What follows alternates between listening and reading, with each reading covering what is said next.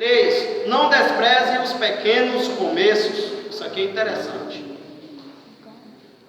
A certeza que Cristo dá ao ensinar essa parábola certamente provocou uma forte conscientização e um enorme encorajamento para a igreja nascente na época dos evangelistas Mateus, Marcos e Lucas. Uma igreja que estava enfrentando diversas lutas neste mundo. A parábola escatológica lembra o que disse o soberano Senhor a respeito do cedro no qual os pássaros encontrarão abrigo à sombra dos seus ramos. Está lá em Ezequiel 17:23. Também nos desperta para a pergunta levantada pelo profeta Zacarias: quem despreza o dia das coisas pequenas?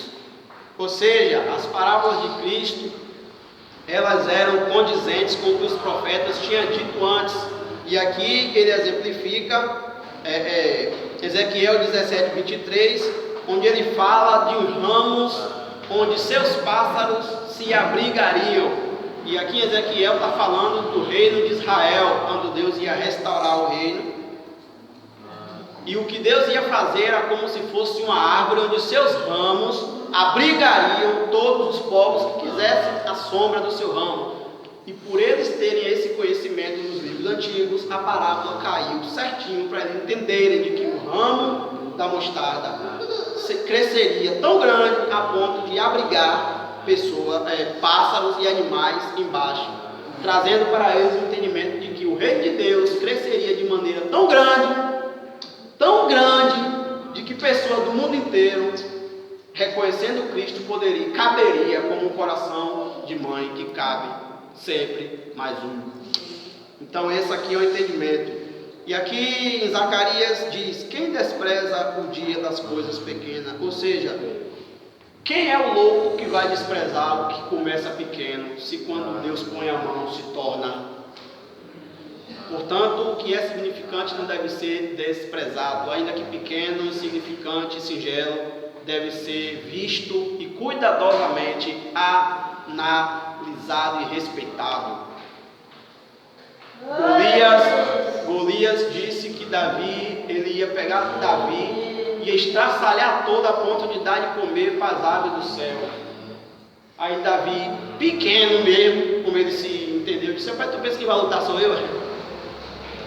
Tu é grande, mas quem vai lutar contigo não sou eu não, eu vou em nome do Deus vivo. Portanto, ele que era pequeno diante de Golias se tornou o vencedor da luta quando Deus pôs a mão. Então você é pequeno, mas confie em Deus. Portanto, o mundo que é pequeno para você, um crente com Deus do coração e com o nome de Jesus em sua boca como autoridade, o mundo se torna pequeno para ele. Portanto, mais vale a oração de um justo, porque a oração de um justo pode muito em seus efeitos. Portanto, seu joelho, meu joelho, nossa boquinha tem muito mais poder do que esse mundinho lá fora. Aleluia. Deus. Amém, igreja? Amém.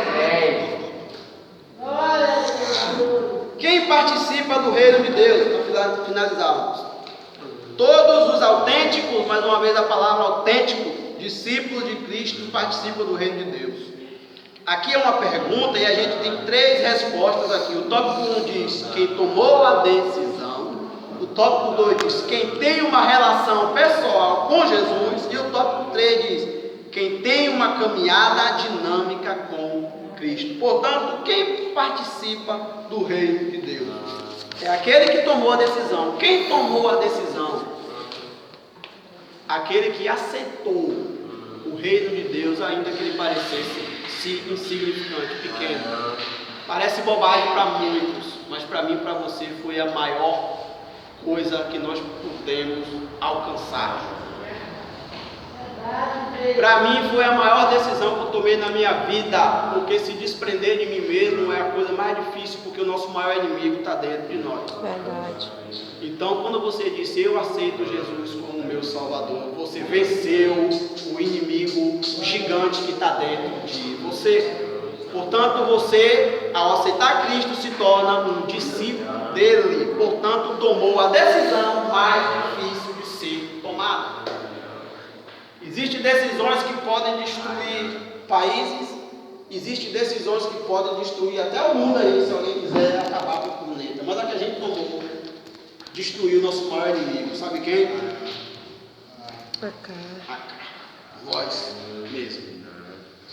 Portanto, Cristo disse: aquele que quiser vir após mim, negue-se a quem? Nega a mãe, nega o pai, nega a esposa, nega o filho. Nega-se a quem? A si mesmo. Tome a sua cruz e siga-me. Portanto, a maior decisão foi de se negar. E eu e você somos corajosos, somos fortes por tomar essa decisão um dia. Aleluia. Amém? Amém. A segunda coisa é quem tem uma relação pessoal com Cristo. Ou seja, eu e você não só tem Cristo como alguém que nos salvou.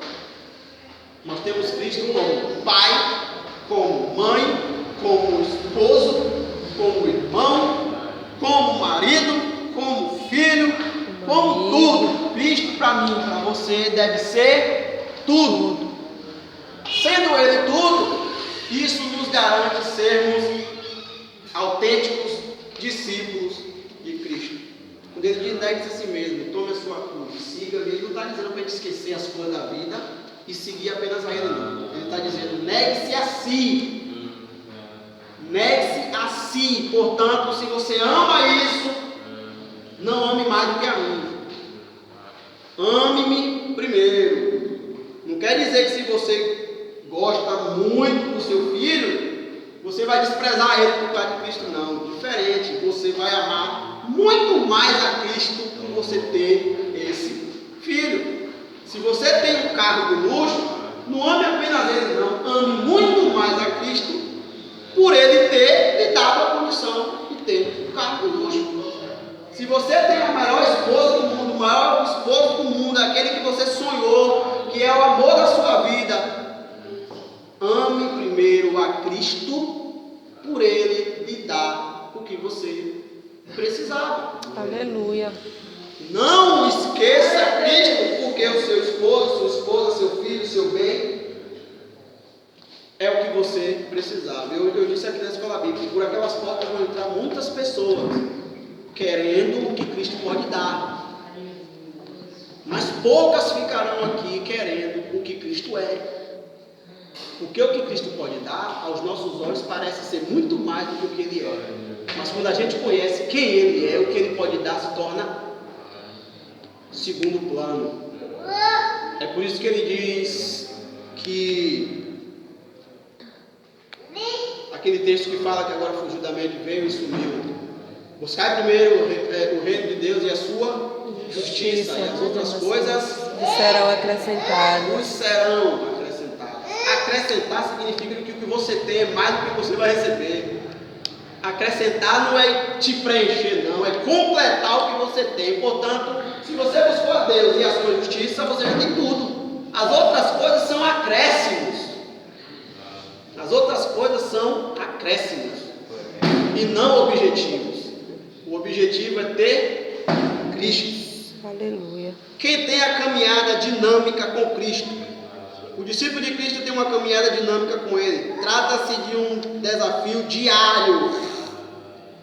Todas as nossas escolhas, propósitos, nossos sonhos e realizações devem ser pautados na vontade de quem? Do Senhor. Do Senhor.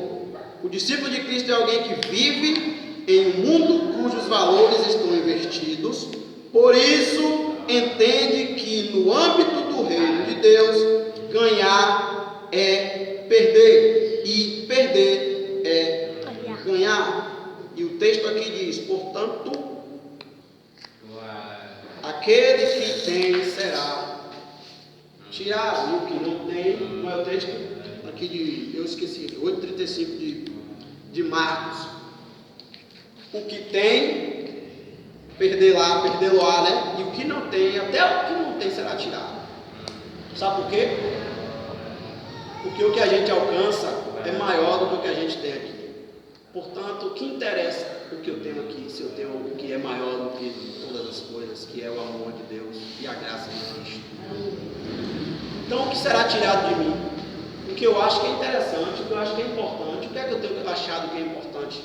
Aí Deus vai e tira de você, tira de mim, porque tirou a importância que Ele tem para dar as outras coisas, portanto, até o que não tem, porque o que a gente tem não é nosso. O que eu e você tem aqui é para administrar, é coisa que Deus nos dá, então não é nosso. E até o que a gente tem será tirado. Porque o que Deus prometeu para nós é muito mais importante. A conclusão, para a gente finalizar, diz: é interessante notar que nem todas as parábolas possuem uma aplicação direta e marcante. Em muitas delas, o crente precisa contentar-se em deixar que a parábola cumpra seu objetivo sem que haja uma hermenêutica forçada. A parábola do grão de mostarda nos apresenta a realidade do que o reino de Deus teve um início insignificante e desde então cresce assustadoramente. Quem acha que o reino de Deus não está crescendo aí, preste atenção nessa palavra. O reino de Deus cresce assustadoramente.